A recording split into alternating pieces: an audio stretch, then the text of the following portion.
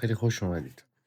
هر برند بزرگی یه داستان پشت اسمش داره. وقتی اسم گوگل و اپل و مایکروسافت رو میشنویم اغلب فقط محصولشون تو ذهنمون میاد، نه اینکه چطور و چرا اون اسم رو انتخاب کردن. تو این ویدیو میخوایم با هم 5 تا برند معروف دنیای تکنولوژی رو بررسی کنیم، ببینیم داستان انتخاب اسمشون چیه، چه فلسفه پشتشون بوده و چه درسایی برای ما دارن. با ما همراه باشید چون این داستان نه تنها جذابه بلکه میتونه الهام بخش بشه برای کسایی که علاقه دارن به تکنولوژی و برندینگ محصولاتشون.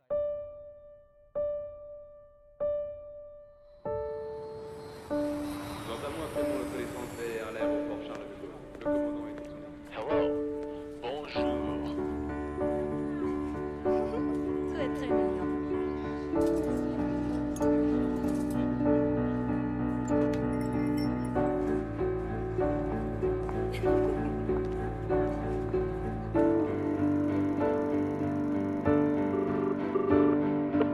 Allô? Le commandant et toute son équipe espèrent que vous avez passé un agréable moment.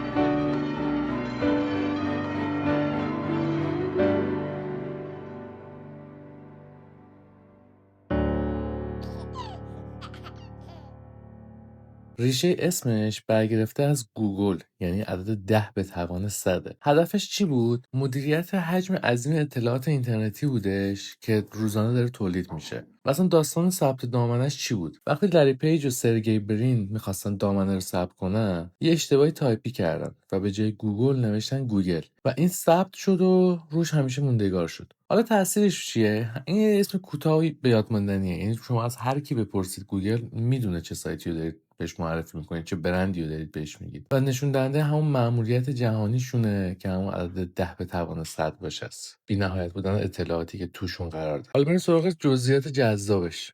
این لوگوی اولیه گوگل از یه فونت خیلی ساده بود. اولین دودل گوگل یه مرد کوچک بودش که کنارش داشت آتیش بازی میکرد که این لوگو برای اون جشن برنینگ من هستش. Today we celebrate the first glorious anniversary of the Information Purification Directives. We have created, for the first time in all history, a garden of pure ideology, where each worker may bloom, secure from the pests of vain contradictory thoughts. Our unification of thoughts is more powerful a weapon than any fleet or army on earth. We are one people. One will, one resolve, one cause. Our enemies shall talk themselves to death, and we will bury them with their own confusion. We shall prevail. On January 24th, Apple Computer will introduce Macintosh. And you'll see why 1984 won't be like 1984. ریشه اسمش از کجا میاد؟ استیو جابز عاشق سیب بود و میخواست یه اسم ساده و دوستانه انتخاب بکنه. اسم اپل باعث شد که شرکت اول لیست الفبای دایرکتوریا بشه و ذهن مخاطب حس مثبتی بگیره ازش. لوگوی اولیه اپل سیاه و سفید بود و تصویری از نیوتن توش داشت. لوگوی معروف گاز زده همون رینبو اپل توسط راب جانوف طراحی شده بود که نماد خلاقیت و نوآوری بود. حتی جابز تاکید داشت که توی طراحی اسم و لوگو جذابیتش برای همه انسان‌ها باشه، نه فقط برای اونایی که مهندس و عاشق تکنولوژی هستن. اپل با همین هویت تونست از ابتدا یه جایگاه برند لوکس و خلاقانه رو برای تمام کاربرا به وجود بیاره.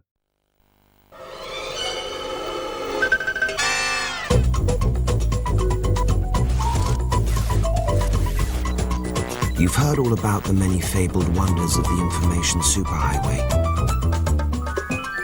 With Windows 95, it's easy to get on it. Start connecting. Start Windows 95.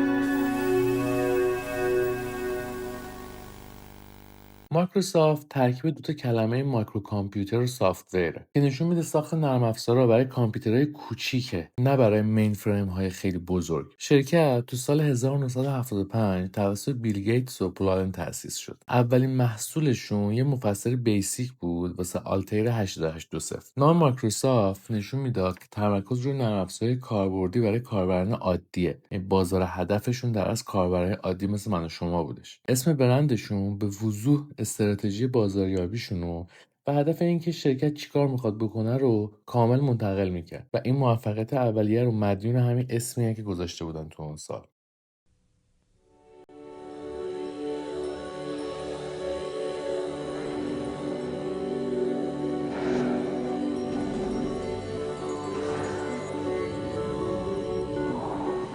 Take a look around you.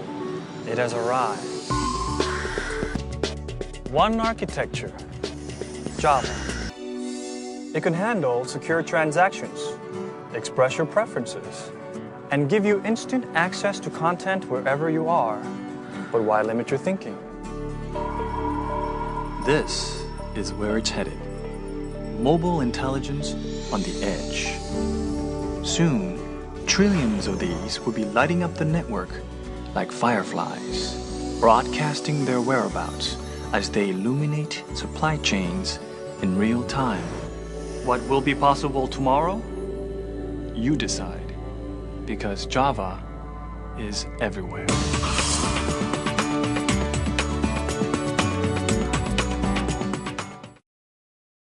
ریشه اسمشون از یه درخت اوک میاد که کنار دفتر توسعه دهنده خود برنامه بودش. میخواستنش اسم شرکت اوک بذارن، ولی وقتی که رفتن این کار رو انجام بدن دیدن که این اسم ثبت شده و دنبال اسم جدیدی باید باشن. چیکار کردن؟ رفتن اسم جاوا رو انتخاب کردن. جاوا یه نوع قهوه است که نماد انرژی و جهانی بودنه. الهام گرفته از فرهنگ قهوه است که همون انرژی بخش و بیدار کننده است. اولین نسخه رسمی جاوا سال 1995 منتشر شد. اسمش خیلی ساده و کوتاه بود و باعث شد که سریع بین برنامه‌نویسا محبوب و موندگار بشه. From data science to web development, Python empowers you to build the future.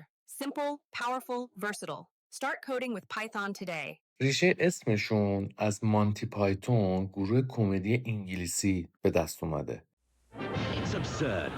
It's outrageous. Monty Python's Flying Circus. Call now and get Monty Python on 2 full-length videos or 1 DVD for just $19.99.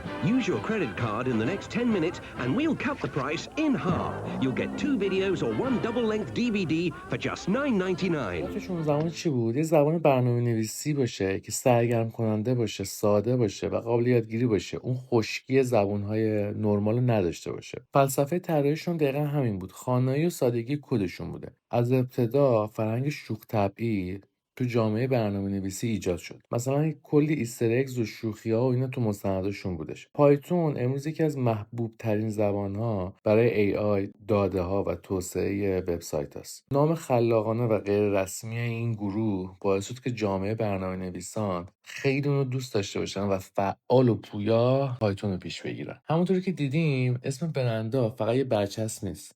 هر کدوم از این اسما فلسفه و تاریخ پشتشه. حتی با یه سری اشتباهات جالبی که داشتن باعث شده که هویت خودشون رو به دست بیارن و تو ذهن کاربرا بمونن. این داستان بهمون یاد میده برندینگ فقط طراحی لوگو یا محصول نیست. شما باید یک فرهنگ و هدف پشت محصولتون بذارید. اگه دوست دارید داستان‌های اسم بیشتری رو بدونی حتما لایک کن، سابسکرایب کن و نظرتو تو کامنت برامون بنویسید. خیلی ممنون ازتون. خدا نگهدار.